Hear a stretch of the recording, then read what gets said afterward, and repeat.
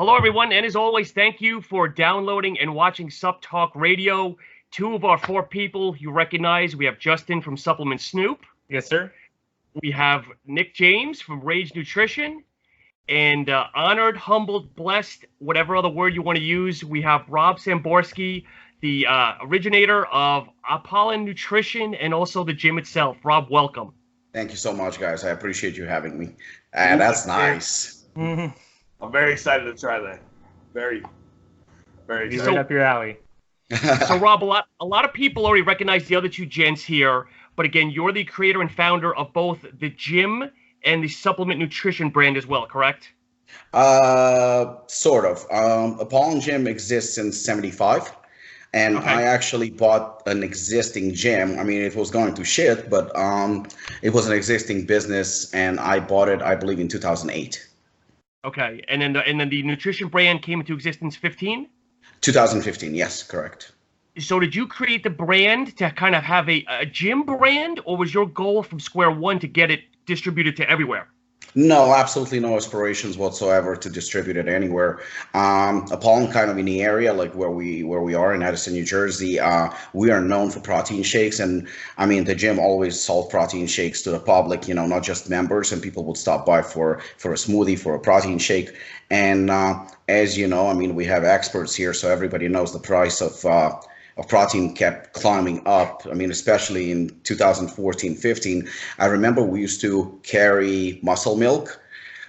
Nick, this is your cue to talk shit. Love it. Rob, you do well with us. You do very well with us. You know, Myofusion by Gaspari and Species by Dave Palumbo. In fact, I was the first one to carry Species Nutrition because Dave was just released from prison and the whole thing, and not many people would do business with him. So we carry Species Nutrition. I think I'm sure we were the first ones, but the prices kept climbing up all the time. It was like nonstop, and we would sell a shake, 32-ounce shake for like $5, and the profit margins were just going down almost on a monthly basis. And that's when I met Mark Laser from NutriBio. And he agreed to manufacture for us very small quantities. Like that's the reason why I'm always grateful to him for that, because he kind of got us started. He probably regrets it now, but you know. But yeah, he did for us. I believe it was like maybe 30 units of pre-workout and 30 units of few flavors of protein. So that was enough, I figured, to last for a year. You know, especially at the gym, and just sell it at the gym. That's pretty much how it started. And then the flavors came out pretty good, you know, and I believe at least that I was the first one, because I remember Mark saying to me that I'm out of my fucking mind. I was the first one to do Hooligan, was 450 milligram of caffeine. And I remember back then it was, Nick, I think they were using mostly 200, right? The average was in 2015 about 200. And I think ESP was the only company that used 500, I believe. I think Justin and Nick know better than I do. But I think they used 500 in a proprietary blend, if I'm not mistaken, because that was like the shit. Everybody wanted it. So I did 450 in transparent label. And I remember Mark saying to me, "You out of your fucking mind." Now I see 450 is considered nothing, you know. So yeah, so I got all the shit for 450 milligram. Now 450 milligram is pretty much a common thing. Yeah. So that's how we started. We didn't even register the company. Apollon Nutrition wasn't even registered as a company. It was just under Apollon Gym, and we would sell it at the gym, I think, for about a year, and then people would start stopping by. I think we created a website maybe a year later or something. So we would sell more, and obviously the quantities started growing. We also we started introducing more flavors as well as more products, and that's it. That's how it started.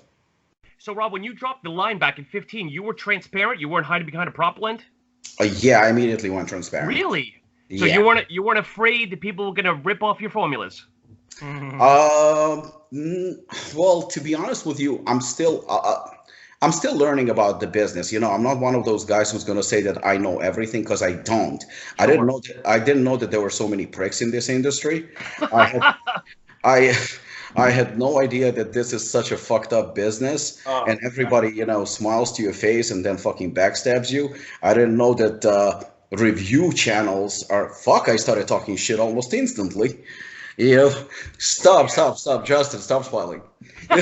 Well, it's good. This is kind of funny because I was just a consumer until I started this whole thing. I had no idea either, man. It was like I started talking to people. I'm like, what the fuck is wrong with these guys? Like, is this seriously how we run businesses? And we just talk shit. I was like, it's like you went back to high school, but then you gave all these people businesses to run and employees, and I'm like, what the fuck? I was like, this is totally far from reality. I came from the corporate world into the supplement industry. I'm going, what the hell is everybody doing here? Like, what are we doing? Are these people insane? well, No, it's absolutely childish, and everybody hates each other. I mean, I'm not. Maybe it's a bit harsh saying everybody because clearly we're a bunch of friends and we get along fine. Nick and I kind of hit it off instantly and became friends. And even though he has his own brand, it was never hatred. He supports me, I support him, and I believe that the market is big enough for everybody, including the shitty brands. I mean, why not? Well, fuck it. C4 has market too, and in fact, C4 destroys both me and Nick put together easily. We're not even relevant. They probably don't even know who the fuck we are. But that's not my point. The point is like I'm not against them. That's fine. I mean, we can coexist, no problem. But when I met like a little child, especially just coming in the industry, and I get to know all these supplement company owners, I want to shake their hand. I want to say, hi, how you doing? I want to wish them luck. Hell, when I used to fight, I would wish my opponent good luck. Basically, I was telling him good luck kicking my ass. That's just the way I'm brought up. I mean, I don't know any other way. But unfortunately, and it's kind of embarrassing to admit, but I became a hater. I was forced to be a hater, and I was forced to be an asshole too, because I was forced to retaliate. I was so forced to retaliate against attacks. I was forced to retaliate against assholes. And, people that I thought were nice were not. Channels that are supposed to review products, are nothing but assholes who are bribed to say something that is not true. And you see it. And, I mean, Justin and I we talked about it at the seminar last week. Well, we said, I'm not against review channels or anyone making money. I'm not. I think that's 100% fine. I think that, your channel, for example, Sean, if you can get a sponsor, to help with the channel, what's wrong with it? There's nothing wrong with it. As long as it's honest and it's transparent, and you say, I'm sponsored by this company and that's it. But once you start blowing smoke up people's asses and say, this is the best shit on the market, yet clearly it's not, I have a problem with that when your review channels can say that one product is garbage and then pretty much identical product they say that it's like they glorify it and say that it's the best shit on the market. You compare the labels and they pretty much identical. I mean, it doesn't take a genius to figure out that they got paid to say that. Yep. And I had no idea that is going on in the industry. I mean, we know about a few guys who are just kissing certain companies' asses because they're getting paid. Yeah. That's fucked up because what are you saying? You're saying that another brand is not good, even though that clearly label for label, it's actually better. Yep. You can word it, you can say it somehow that, this brand is good or I'm sponsored by that brand, which pretty much you're telling us that you got paid and it helps to support your channel. Maybe you're going to be able to put a better content or something like that. I'm 100% for it. Not only that, I'll be more than happy to pay those channels. I don't think anything wrong with advertising. I mean, people are paying to advertise on TV. People are paying to advertise in magazines. We are paying for a service, which is fine. The fine line is when you're lying and putting people's health at risk. And, I mean, I'm probably like setting myself up for the question like, yeah, but what about your highly dosed caffeine product? Well, go fuck yourself. Nothing wrong with it. If you have health issues, just don't fucking take it. Well, and Rob, since you kind of opened that door, Justin and we've all discussed this at great length, okay? And Nick, you'll hear a term throughout this podcast. Nick's term for me is a stim pussy. Okay, because my products generally go between 250, 300 milligrams of caffeine. That's Justin, the way I I am. believe I believe Robert is the same way. Robert Shanatsky, I believe he's what 200 to 400 milligram. Nothing wrong with it. Yeah. But here's where we stand, okay? I'm completely neutral, so I'm not taking sides. I personally think 700 is high. Don't get me wrong. But Okay. the thing is, though, and I give you credit, though, is you're transparent. People know what the fuck they're taking. It's not hidden behind a prop blend. So I don't want to say buyer beware, but it's right there, okay? Well, Whether you want here to test it or not, you know what I mean? and I'm totally okay with it. I think you're right. Here's my thing. Number one, like you said, it's transparent, right? Justin and I talked to Robert about it, and Nick obviously knows this. For performance, anyway, what is it, 250 to 900 or something like that? I think those are the numbers. That it's not that it's advised to use, but it's fine to use within those parameters. Think about it, bang. On average, people drink 2-3 bangs a day. I mean, they take it like fucking candy right now. And another thing is, maybe for me personally, I take half a scoop of Hooligan, and for me that's more than enough. I mix half a scoop of Hooligan and half a scoop of our non-stim because it's almost identical. I get all the benefits, less stim. Yep. But I know for a fact there are people who can handle 2 scoops of Hooligan. That's 1,400 milligram of caffeine. Yeah, it's ridiculous. I think it's ridiculous. I think it's it's out there. However, number one, we also have pre-workouts that contain 300-400 milligram of caffeine, and people use 2 scoops. I mean, we've seen it. We've seen it all the time. The reality is I know my medical condition. I know I do blood work, which everybody should be doing 2-3 times a year. So I know exactly where I stand. If I have extreme blood pressure or even high blood pressure, it doesn't have to be extremely high, just on the higher side. I mean, that tells me that I probably should stay away from very high stim products. Sure. That I should know about it. When I sell you a container of Hooligan, I don't know about your medical conditions. I know that on a container itself, it gives a warning. It gives a disclaimer. I know we don't overdose from a legal standpoint. 700 falls into a legal parameters. So it's totally up to you to make that decision if the product is not for you or not. You saying that you prefer 300 milligram, that's your personal preference, and I think that's 100% fine. Somebody likes a little bit higher, 600-700. Like, I know for a fact there are people who tried Hooligan that expected that they're gonna die or something, but once they took it, they were like, oh, holy shit, this is actually a great product, and I'm 100% fine, I don't crash or anything like that. So I'm also not taking side. In fact, I'm not even saying that 700 is good or I advise to use 700. I'm just simply giving a choice. And Apollon, I mean, Justin was there last week. Apollon is a hardcore gym, hardcore gym with a lot of athletes. And like you asked me in the beginning, who was the product intended to? Did we plan to go mass market or not? No, we actually targeted our group of people, the hardcore athletes, powerlifters, bodybuilders, and such. And we didn't just include a high stim product, but we actually put 6 grams of citrulline, which is extremely expensive. Nick will attest to it because he knows 6 grams. There is a reason why some companies put 1,000 grams of citrulline, which is bullshit.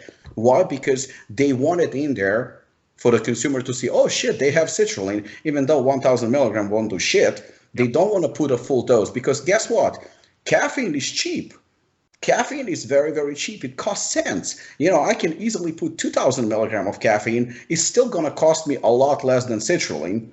It doesn't cost anything. So it's not a heroic move or anything like that. I'm not being a hero. I'm just targeting a specific market. And I think that there is market for 700 milligram of caffeine, being that Hooligan is, pretty popular product. Overtime is very popular product and it has 500 milligram of caffeine. Would I advise for everybody to use it? No. In fact, I always say it's not a product for everyone. I don't market it as C4. This is a product that anyone can benefit for, although I don't know how you can benefit from C4, but I'm not marketing it as a product that everybody should be using. Yeah. That's it. It's simple.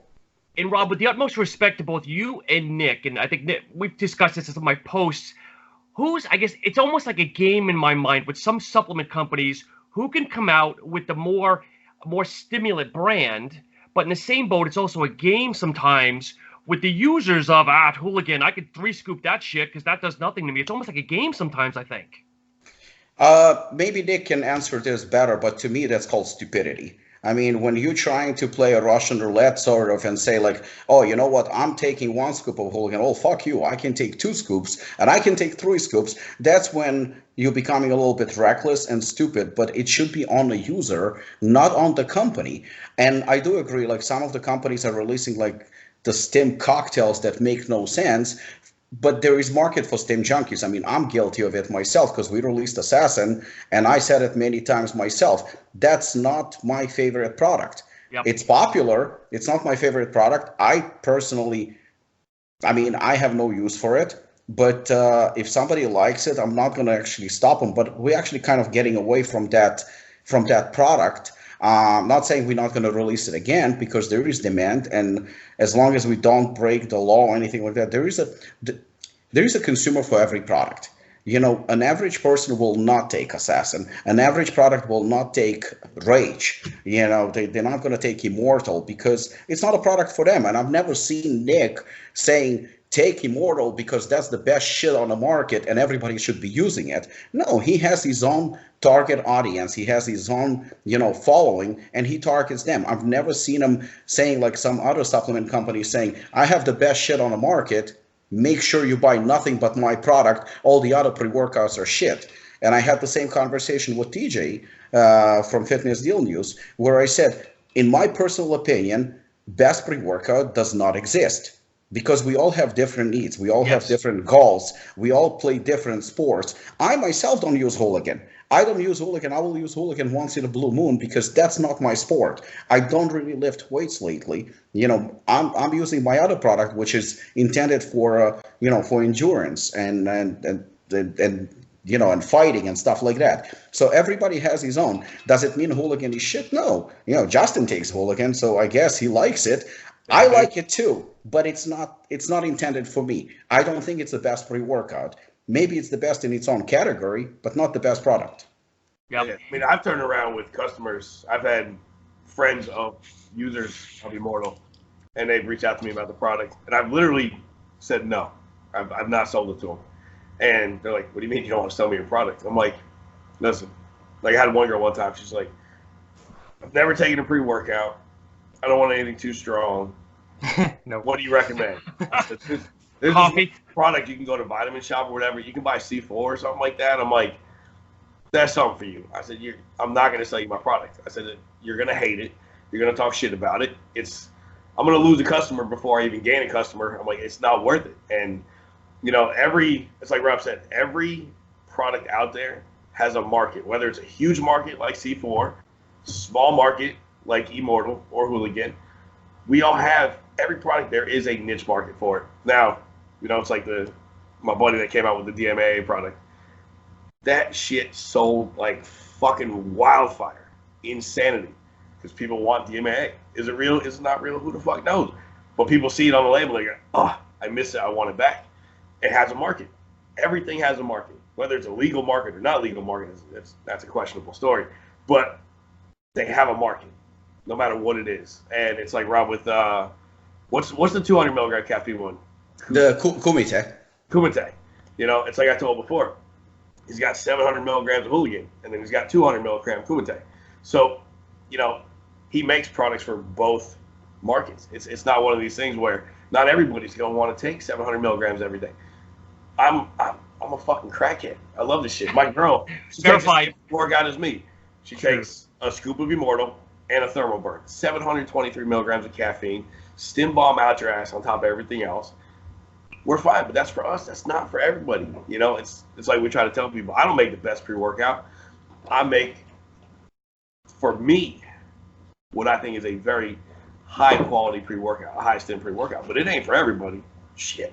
Yeah, but on the other hand, Nick, you don't just put caffeine in your pre-workout and nothing else. I mean, your pre-workout is actually loaded with other ingredients. That's what pisses me off when people say like, oh, you know what, Hooligan or Immortal, they strong. Yeah, they strong. Okay, now get over it. It is a strong pre-workout. Are you neglecting to see the other very expensive, high quality ingredients. I mean, not for nothing, your favorite company, Insane Labs. I mean, there is nothing. there is nothing but stims. What? I get offended by it. I really do get offended by it, because are you fucking neglecting all the ingredients, all the transparent dosages that we put in our products? There is like fucking 20-gram serving in a product, but your focus is on caffeine. Get over it. You don't like it, don't take it. But don't call these products that they just stim products, because they are so much more. They're actually delivering a lot more than just caffeine, and that's what some, I don't know, haters or idiots, they focusing on just on that little part. Well, that's the problem you get in this industry. It's they were touching on it earlier, like Justin was saying about how you have all these fucking idiots running supplement companies. I mean, you got a bunch of meatheads loaded on steroids with half a fucking education to their names, and now they run businesses. All moody as fuck, because depending on what part of the year or what cycle they're on. So if they're on too much trend, they're going to want to kill everybody. That's true too. If they're on their PCT, they're miserable, crying, and they're watching Publix commercials and getting sappy-eyed if they see a dog. So it's like, so you're going to see these waves of, oh, these guys are so nice today. Oh, tomorrow this guy just threatened to fucking kill me in my DMs. Huh, what happened? Oh, his trend dose must have came up. So you look at these situations, and then they're very, very, very narrow, tunnel vision. They look at, like with Hooligan, it's got 700 milligrams of caffeine. Who gives a shit? It's like ESP was their previous version. Their new one had 756, I think. But their previous version, it had less caffeine, but they had it spiked, and everybody was puking their fucking brains out on it. Nobody pays attention to the fact that everybody's puking their fucking brains out because the shit's spiked, and the FDA fucking rated them for it. Nobody gives a shit about that because it doesn't say 700 milligrams of caffeine. They just care that, it said less, but it was spiked, but nobody cares. They just care about seeing that one big number and going, the world's going to fucking end because it has 700 milligrams of caffeine. Don't take it. Just don't fucking take it. It's real simple. Don't take it. Insane Labs puts over 1,000 fucking milligrams of caffeine per scoop. They just don't tell anybody. They just don't tell you. But they put, Psychopharma, is that it? Psychopharma, Edge of Insanity, rocking over 500 milligrams of caffeine, 5 milligrams of alpha-yohimbine. Everybody fucking dies on it. Everybody I know that took it, they're like, I just spent the whole time sitting by the fucking garbage can getting ready to puke my brains out. Like, I couldn't even work out. They don't tell you what's in it, though, but you don't see 700 milligrams of caffeine. It's stupid what people get upset about, and then, in the same respect, what they let fly. Right, because it's like, and it too, Nick, from your experience with stims and stuff like that, and because I go through these conversations with people literally every day where it's only the caffeine content, whereas if you understand what the stimulants do in your body, what levers it's pressing, say, within your system, all the cholinergic effects and all these other crazy shit that you're doing to yourself, that the caffeine is like one of the most studied, safest. We have data about how we can use it. We don't have data about DMHA or DMAA or all this other stuff, how they work in conjunction with each other. And these people push the limits so hard. You can make 300 milligrams of caffeine. You can make it just blow your fucking head off. Whereas I'll use Hooligan that has 700 plus milligrams of caffeine. It's smooth sailing, man, because caffeine doesn't have that effect on someone's central nervous system. Like if all of a sudden you're pushing this with alpha yohimbine, and we're going to put more yohimbine in there, and then we're going to put some PEAs, and then we're going to do this, and we're going to put some DMAE, and we're going to do all this stuff with your brain. Next thing you know, people are fucking throwing up. But they're like, oh, well, it's 300 milligrams caffeine, so everything's fine. It's like, and we've talked enough on here about ingredients that really push legality. Caffeine doesn't push any legality whatsoever, man. It's like the most, I mean, think about how overstimulated and overcaffeinated everyone is on a day-to-day basis. How much actually goes wrong? Like, if it was some of these other stimulants that people were getting all the time, people would be fucking dying. You know what I mean? Caffeine doesn't do that to people. Caffeine. So I go through it every day, man. I go through it every day. Moms that go to Starbucks. I said it before, that blonde venti roast, whatever. I hate Starbucks. But that blonde venti roast, whatever fucking coffee they make, it's 475 milligrams of caffeine Yeah. And moms drink that shit like fucking water all day long. And that's 475 milligrams of caffeine. The big Dunkin' Donuts one is $3.99. Nobody With all sugar and all this other stuff on top of it. And all this other... 80 grams of sugar, 475 milligrams of caffeine, no big deal. But you'll turn around, it's like, you can, like, people freak out about caffeine. Listen, nobody has an issue with DMA at 60, 75 milligrams, whatever the case is. I mean, it's a fucking methamphetamine analog, and it's the most vasoconstrictive. We already talked about the girl want a T-bone, but she gets a fucking cooked noodle instead when you're trying to have sex with her. Right. You get the most vasoconstrictive fucking ingredient known to man in the supplement industry, which is the complete opposite of what we're trying to do. We are trying to dilate our blood vessels to get blood into the muscles so we can tear them and expand them. It's the most vasoconstrictive thing in the world. Caffeine is a vasodilator. Sorry, people. I know you think it's a vasoconstrictor. It's a fucking vasodilator.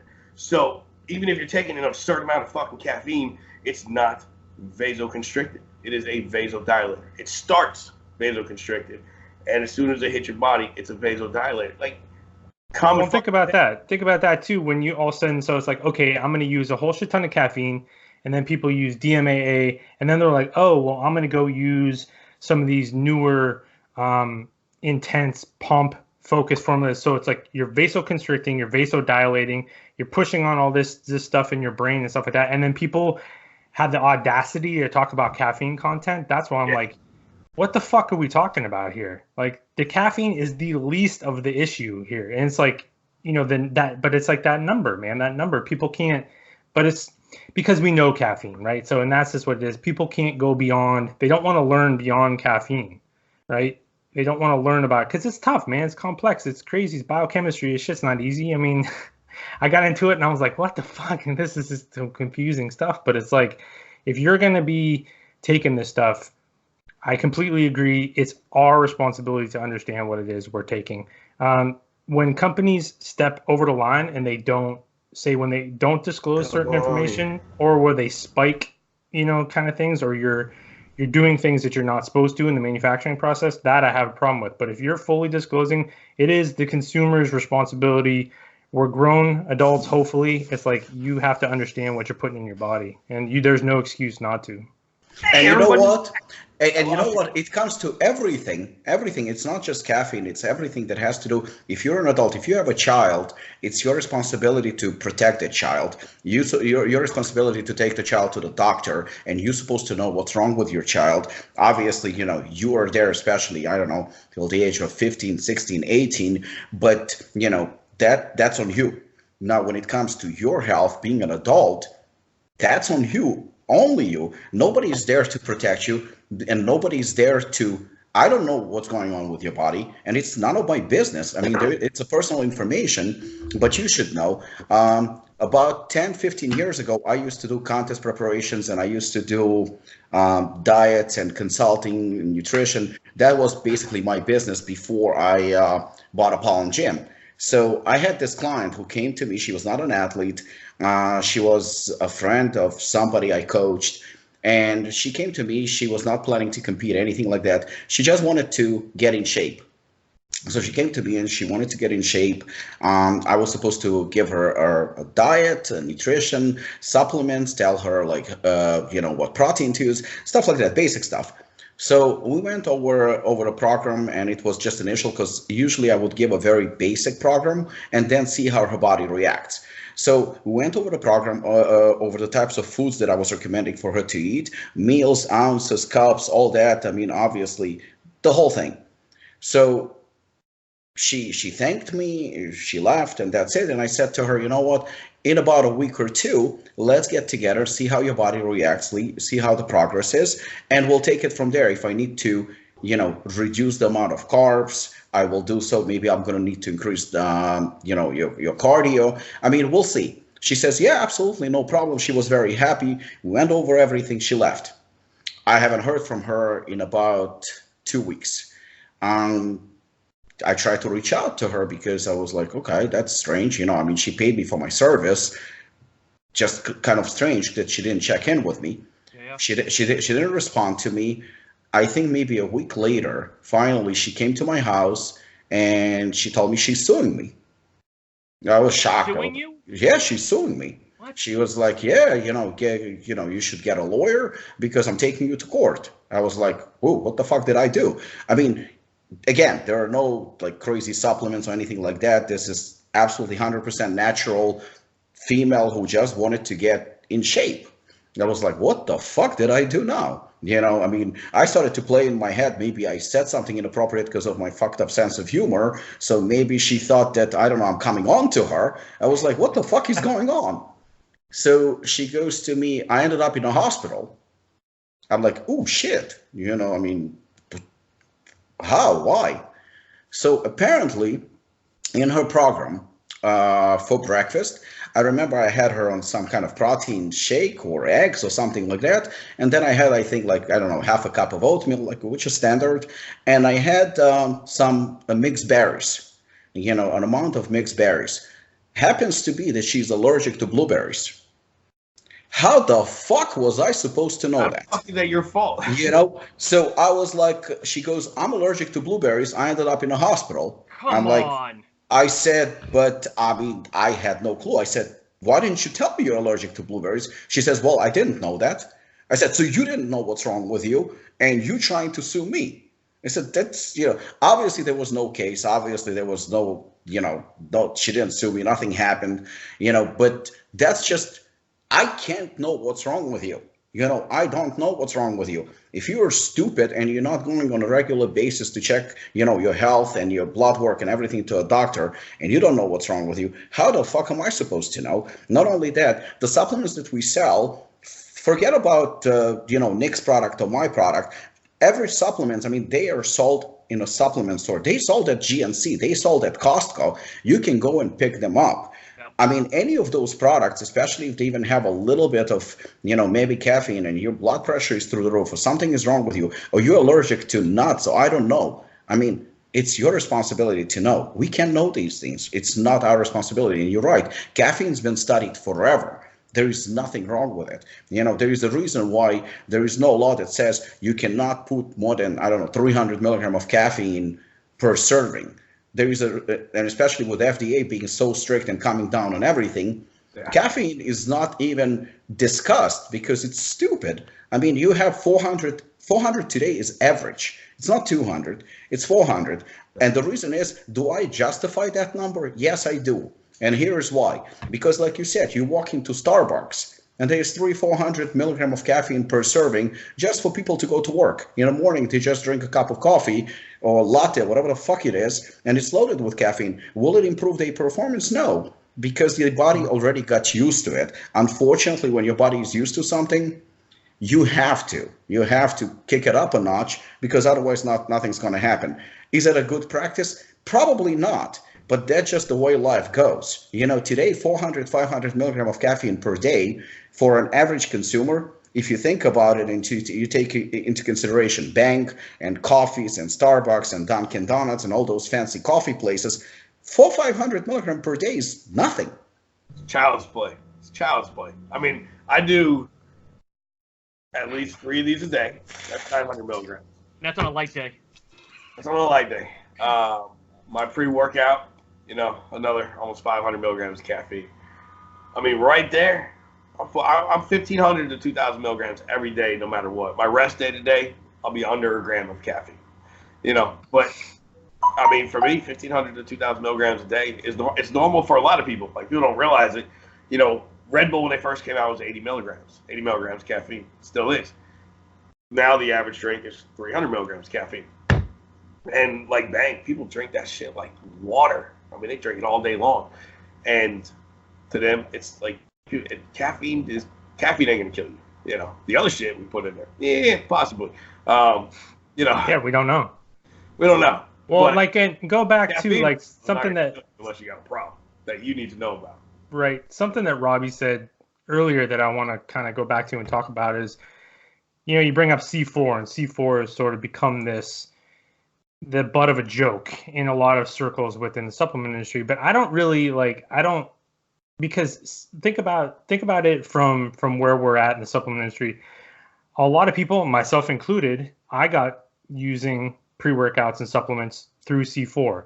C4 is a good point of entry. It's very cheap. It actually has some decent ingredients in it. Now, granted, if you're going to be serious about certain things, it's probably not going to be enough for you. It's not a bad formula. Like, they're not doing anything unsafe. They're not hiding things in propellants that are potentially dangerous. So it's getting a lot of people introduced into the industry, and then hopefully, like where I kind of try to come in too is I try to give people options. Like, okay, what else is out there? Get rid of because now they have so much marketing, and the BPIs and the Redcons and stuff can get in front of people all the time. But it's like, okay, what if someone's like uses C4 and they're like, okay, I want to go further. I want to push further. I want to talk about more citrulline. I know citrulline is good for my arteries or for my things like that. So I want them to know that options like Hooligan is out there, or Immortal's out there, or whoever these other companies I talk about. It's like we still need that point of entry, because a lot of people aren't going to be like, okay, I'm just going to come in and my first supplement's going to be, Immortal or Hooligan. That's not even an advisable probably move, right? Absolutely, yeah.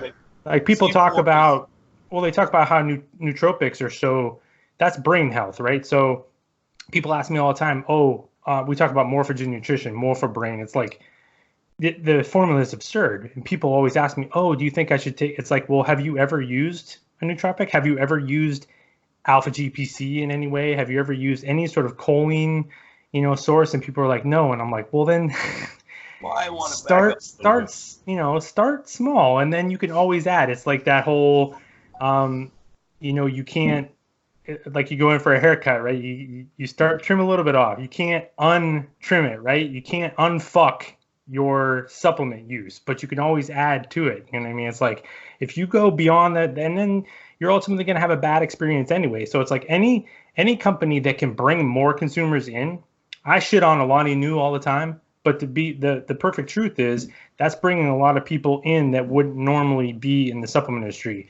Now, if that makes them comfortable at first, that's fine. I want them to know there's better options out there for their money. And then you're creating customers for long term. So I think there's a give and take. People shit on certain companies all the time, and I agree with that. But at the same time, they are kind of necessary in certain ways too. Absolutely, I agree. There is market for everybody. For absolutely everybody, there is more than enough, and the consumer has to make that choice. And I agree with you on the entry point. I mean, we all start small. We all, even when it comes to, I used to get at least that question a lot. What is the perfect, drug cycle for a bodybuilder? I saw this. I saw on social media or on some message board that Dorian Yates used this cycle to get to Mr. Olympia. Dorian Yates right. did not use that cycle to get to the Mr. Olympia. Right. Dorian Yates started with basics, with bare minimum, and then he advanced to a certain level. Nobody, at least, I don't know, an average person, does not bench 500 pounds. You start somewhere and you build up progressively. Unless you're a spoiled rich brat who gets a Mercedes for his 16th birthday, most of the time people start with a cheap shit car that they get for a few $100s, and they get better and better as they start making more money, as they start, advancing life. That's called progress. And that's the reason why I don't understand all this hatred that comes, between the companies and this shit talking, because, focus on your product. If you think that your product is inferior to somebody else's product, well, just reformulate it. It's simple as that. In fact, it's not even illegal to copy somebody. So, just copy somebody else. Yeah, you're going to get some shit for it, but nobody's stopping you. Nobody's stopping you. The reason why people don't want to make products like, again, Immortal or Hooligan or some of those, more expensive products, because of the word expensive. They are expensive to manufacture. They're very, very expensive to manufacture.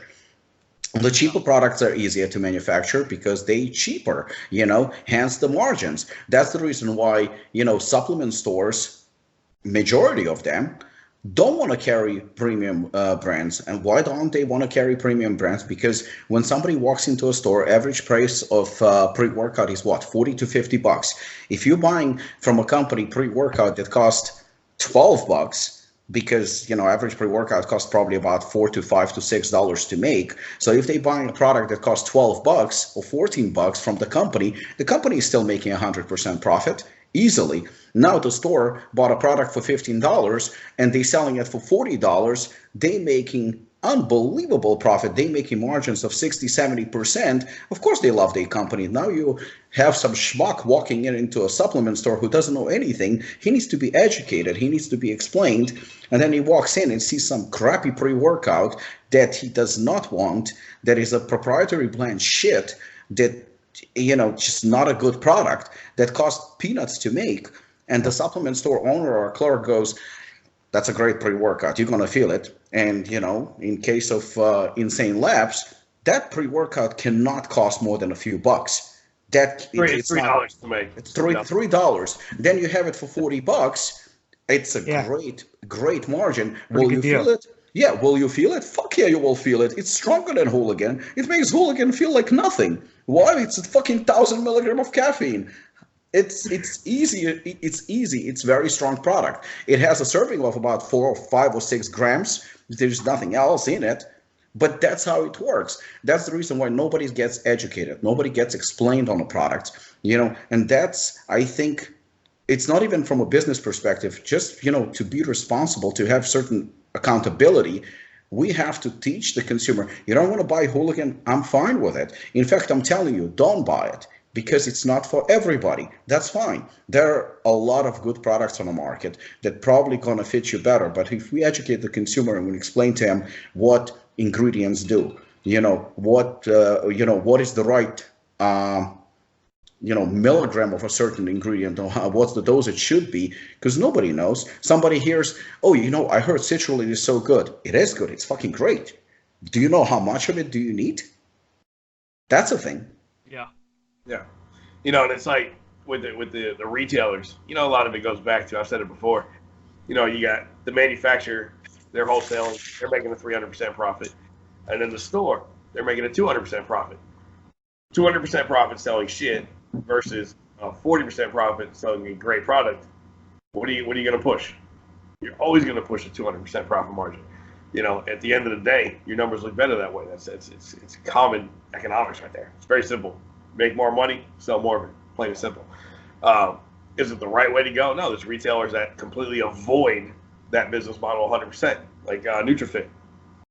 He doesn't sell any of that shit. He sells everything where, if he's lucky to get a 50% margin, he'll take it. But all the products he sells are very high quality products. You're going to have retailers that want to educate the consumers and they want to sell quality products that they know they're going to get repeat business from.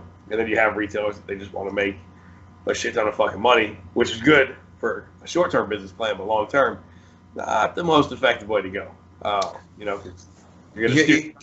there is a store not too far from where I live. They carry our products, and the store's been in existence, I think, for about a year. They're actually about to have a 1-year anniversary party, and I witnessed myself, the owner of the store, and I mean, if everybody would be like him, I mean, I respect that. I respect that a lot. I've seen it with my own eyes. In his store, you have some crappy pre-workouts and you have some great pre-workouts. I mean, there's a range. When somebody walks in, and I witnessed it myself, and they ask, like, what's a good pre-workout? He actually goes and explains, if you spend this much money, you can get this one. If you spend a little bit more, you can get this one, but here are the benefits of this one versus this one. So he gives them options, but they know the difference. They know, like, you spend $30, this is what you get. Will it work? Well, C4 is, like you said, like Justin said, it does work. It's not terrible. It's a beginner's pre-workout, but nevertheless, it does something. Maybe for me, it's not going to do much, but for a beginner, why not? It's a good starting point. So you get, for this much money, you get this pre-workout because obviously he bought it cheaper too. But if you spend a little bit more, you can get this one. And if you spend a little bit more, you can get that one. So he gives people options, but he also explains the ingredients as to why this one is more expensive than the other one. I think, if that would be applied, number one, in my opinion, consumer, you actually build trust. You build trust with the consumer. If you tell him, if he's asking you a question, does this taste good?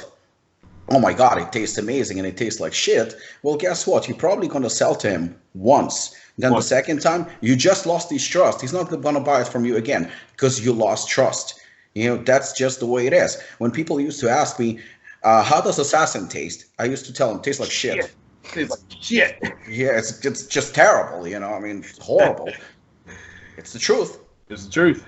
But, okay, Rob, so here's a question that we talk about all the time, though. Now, as society, are we putting too much emphasis on the fucking flavor and not enough emphasis on the actual formula?